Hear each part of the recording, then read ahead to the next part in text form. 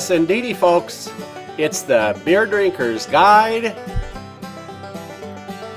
to the Great Wahoo!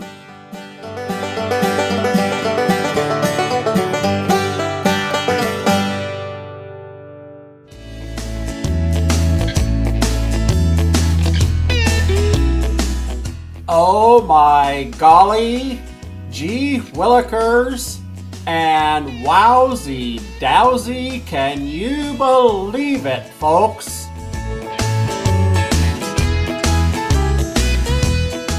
You are watching a great and momentous accomplishment.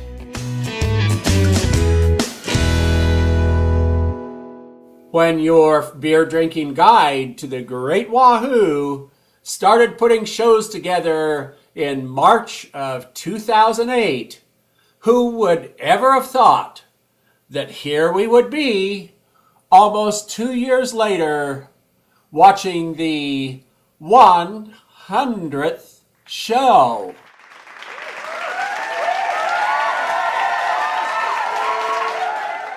So, your beer drinking guide says to you, welcome to our 100th exploration of the Great Wahoo.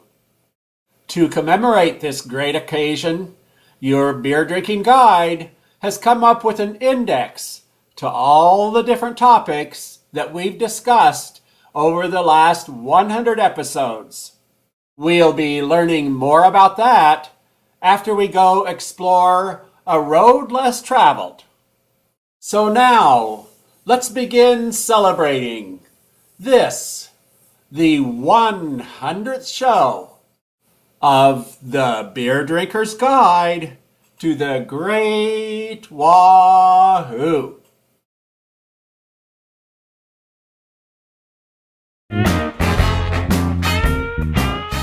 It is time to explore a road less traveled.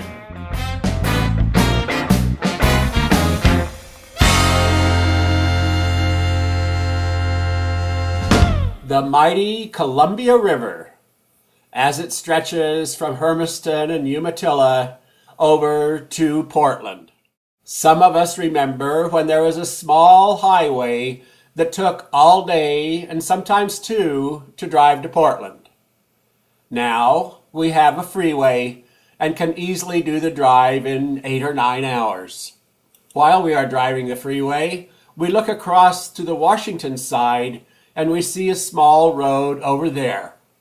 It is that road that we will be exploring in the next couple of weeks.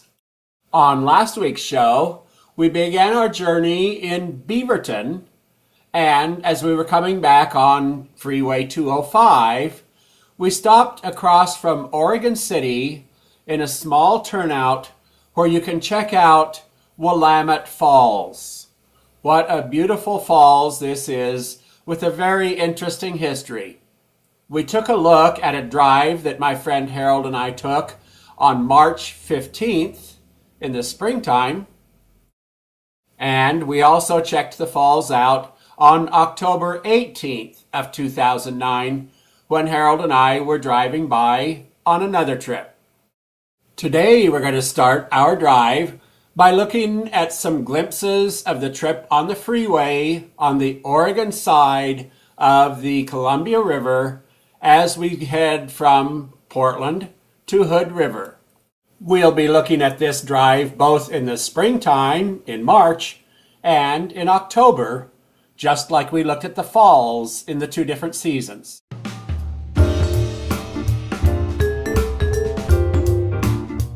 As we leave the Willamette River Valley area around Portland, we see that in the springtime, we were headed into a rainstorm.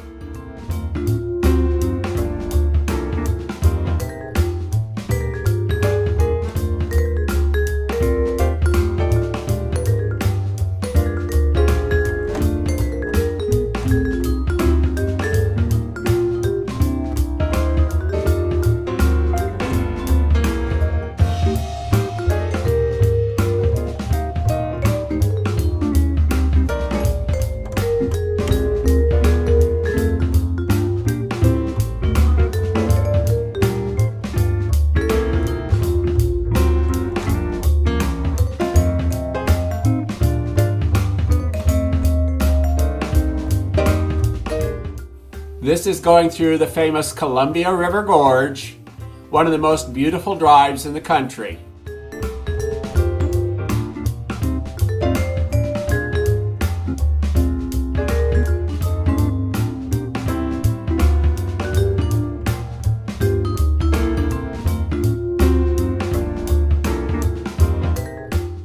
There is certainly nothing unusual about driving the Columbia River Gorge in a rainstorm any time of the year, but especially in the spring.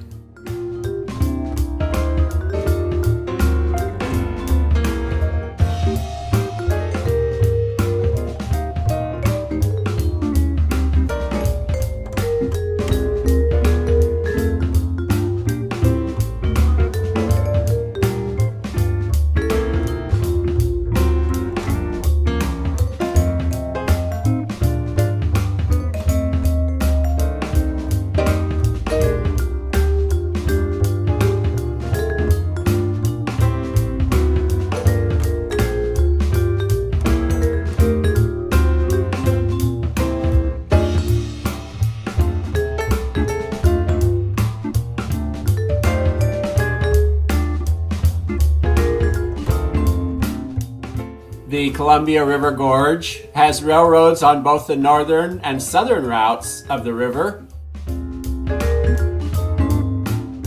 Here on the southern side of the river, we see the extension of the Oregon Short Line, which passes through southern Idaho and the Snake River Plain.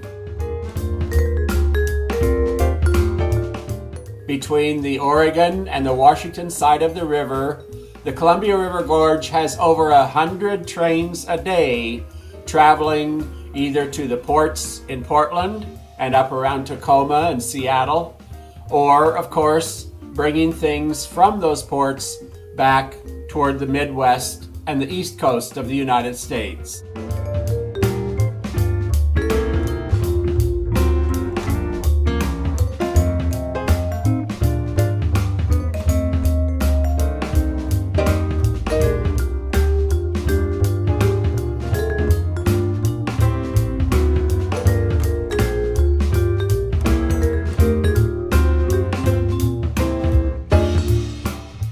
On our March drive, as we got close to Hood River, we pulled off just the exit before Hood River, and we found this great little cafe.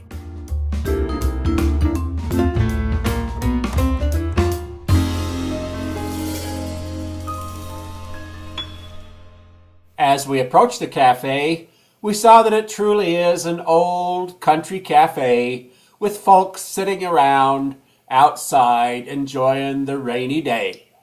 A real chatty couple, I found. They just sat and listened and listened and listened while I told stories. They seemed real interested.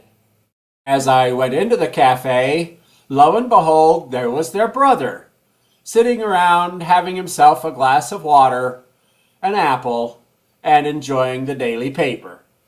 The waitress was most accommodating to let us take a picture of the colorful shirts they were all wearing. The place was a barbecue pit after all, so I enjoyed me a nice juicy brisket sandwich with extra sauce. When I was washing up after my perfectly sloppy meal, I found the bane of all people who are trying to get their hands dry. I really think the directions for these infernal machines should be turn nozzle, push button, rub hands briskly on pants. I know that's how my hands get dry whenever there's one of these machines around. In October, we took an autumn drive through the same gorge.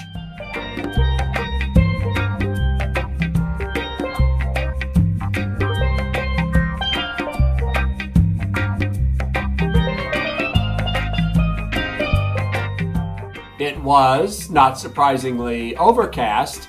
This was October after all. However, it was not raining.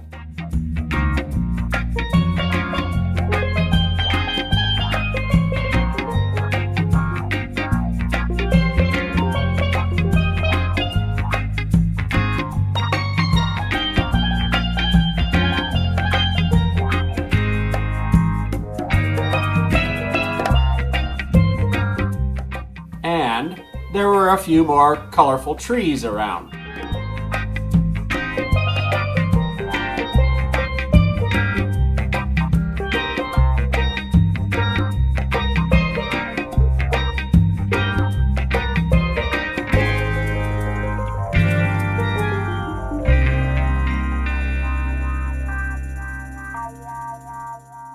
In October, we drove into Hood River proper, down by the river. There is a large hotel with very nice views from the dining room that my sister really likes to stop at in Hood River. So Harold and I decided we'd treat ourselves. Speaking of treating ourselves, I thoroughly enjoyed the Eggs Benedict, loaded with bacon. That's a good thing. While Harold indulged himself in a nice big omelet. I seem to have enjoyed my Eggs Benedict, and just over the Eggs Benedict, I particularly had enjoyed looking at this view. What a lovely day. And if you look kind of through the little red tree there, you'll see a little bit of a green structure. Here's another view of it, looking from our table. This is the bridge that we will be taking across the river in order to drive Little Highway 14 on the Washington side of the Columbia River. And here we go on our big adventure. I was looking forward to getting a picture just as we drove through the drawbridge part of this bridge, but traffic and a few other considerations made me think that we'll just have to trust that it's a nice drive across a bridge.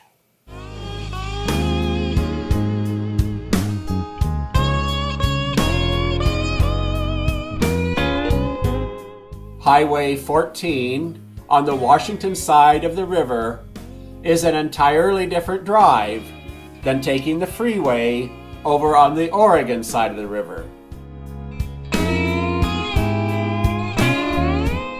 It truly is a delightful drive.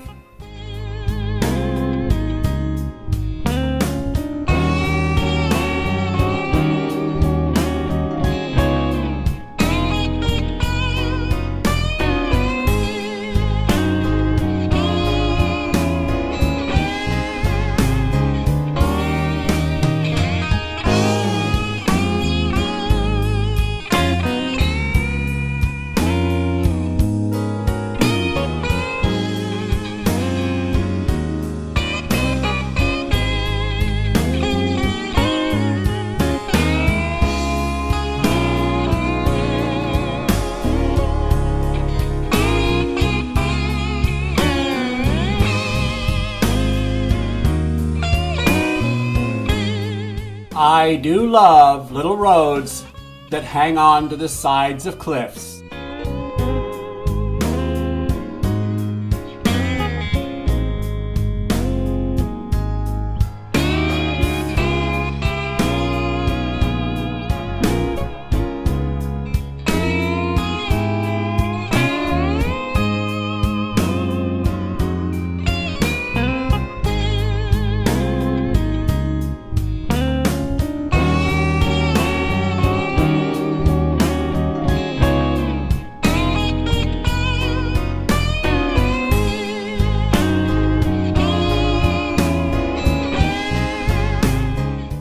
Adding to the much more casual feel of the drive on this side of the river, the state of Washington has done a great job of having turnouts from the highway that overlook what used to be, of course, great cataracts and falls on the river, and telling the story of the Indian tribes and how these nations lived for many centuries before Lewis and Clark's voyage of discovery.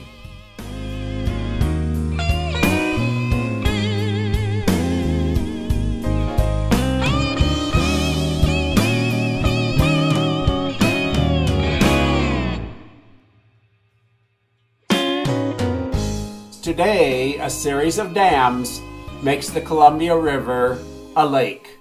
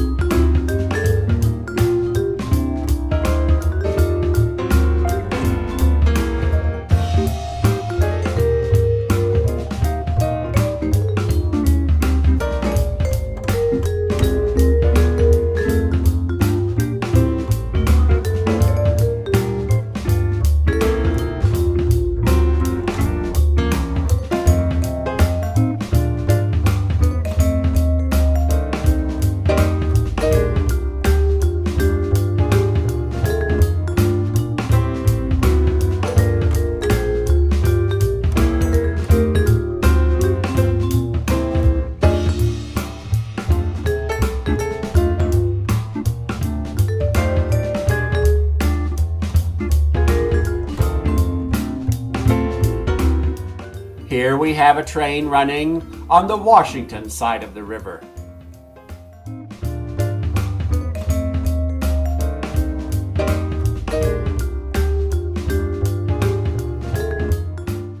The land becomes more and more rolling desert hills, and we begin to approach Mary Hill and the Stonehenge Memorial.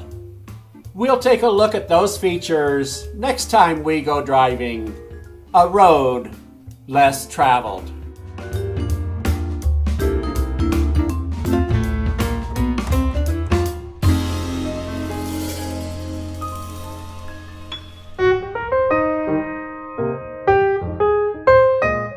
Let's take a look at an Idaho story.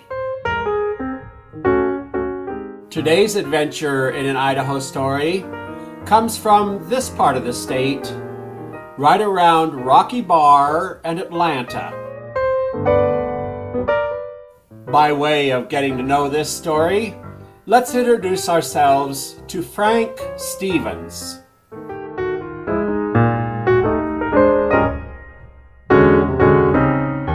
This photograph of Frank was taken about 1910.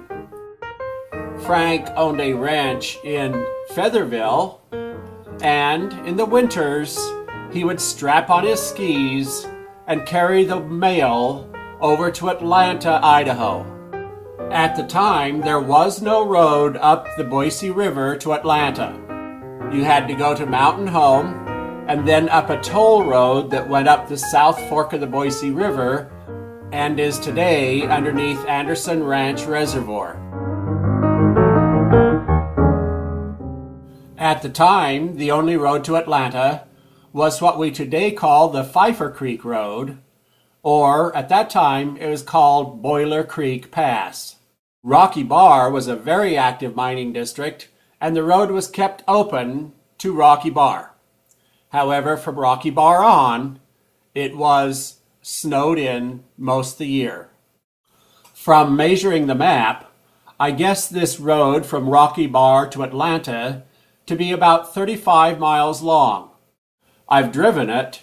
It's a very arduous and steep road. It goes near Steel Mountain, which is 9,730 feet. Atlanta was snowed in much of the year. The only contact that the people in town had with the outside world were these mail carriers. The law said they were required to carry no more than 60 pounds. The carriers used skis that were 4 inches wide, 10 feet long, had a 2-inch bow from front to back, and very high turned-up tips because, after all, they were going through a lot of deep powder snow. The skis were carefully made from vertical grain fir so they could support the weight of a man with a heavy pack. Carrying the mail from Rocky Bar to Atlanta was a long, difficult, and very dangerous trip. There were 7 men died carrying mail from Rocky Bar to Atlanta over the years. Almost all of them died in avalanches. It's fairly easy to tell where avalanches are likely to occur because there are no trees, or only very small trees. You can tell where the snow has given way and scoured the hillside. The old-timers were not fools. When the road they were on crossed these avalanche chutes, they would stretch ropes from trees that were on either side of the avalanche area so they could hold onto the rope while they went across the avalanche area. That way, if the snow slid out from under their feet, they could hang on to the hill.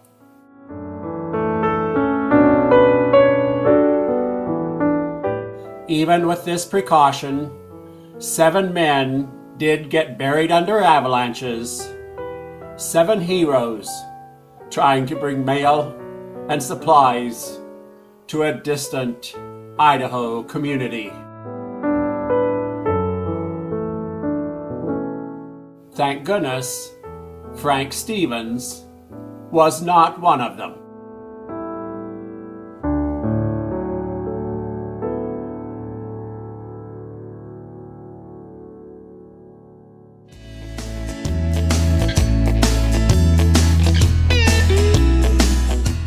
announcing a brand new feature. Your beer drinking guide always has at least 2 topics on our discoveries of the Great Wahoo, and as he came upon the 100th show, he came to realize that he's covered a lot of topics. To make it easy to find all the different topics that have been covered, your beer drinking guide has come up with an index of the first 100 shows. In the index, all of the stories we've talked about are listed alphabetically for your convenience. Not only are they listed alphabetically, but you will find that they are cross-referenced. So, the tour of Alaska also is listed by skiing at Alliance and the train trip up to Fairbanks. 100 shows is pretty close to 2 full years of telling stories about the Great Wahoo. And now it is easy to go back and find the specific story that you might remember and know exactly what show to go find it on. These shows are all available by clicking on the links at my website, www.greatwahoo.com. What you see here is just one of the lists. This is the Curiosities shows that I have listed, but there are others, folks.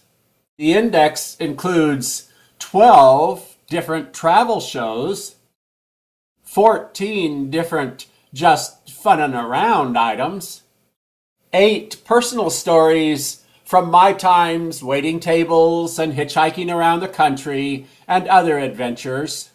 It has all of my 72 plus jokes, which some might argue is a good reason not to check out the index. And there are over 170 listings for curiosities. Those little stories like the Antikythera mechanism, shipping half the bees in the United States to California to pollinate the almond crop, bringing a 2,000-year-old seed back to life, and what cotton has meant to humans through the years. Look for my index of the shows, alphabetically arranged for your convenience, at my website, www.greatwahoo.com. That's right, the Great Wahoo Indexed. We're starting with the first 100, but we'll be updating it as we go along. Check out www.greatwahoo.com.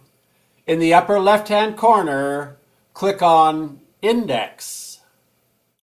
For those of you who don't know how Southern boys go fishing, let me introduce you to Toby.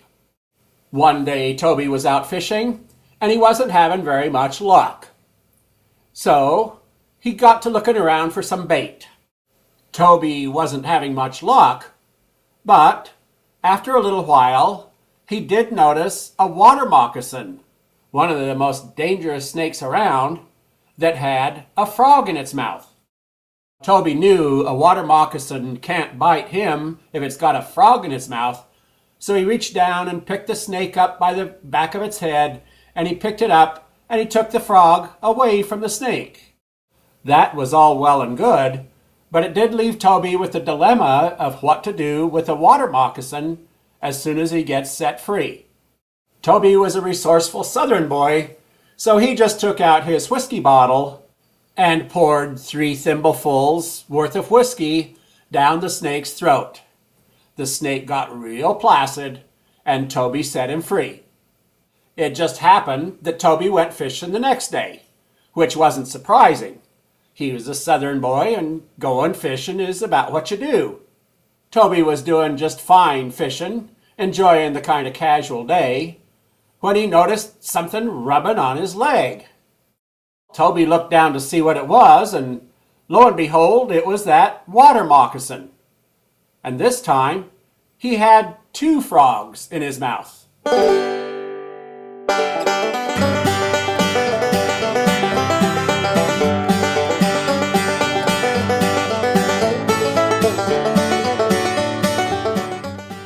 that's the 100th show of the Beer Drinker's Guide to the Great Wahoo.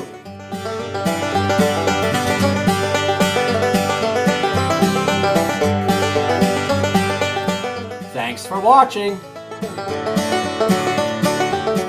Hope to see you next week.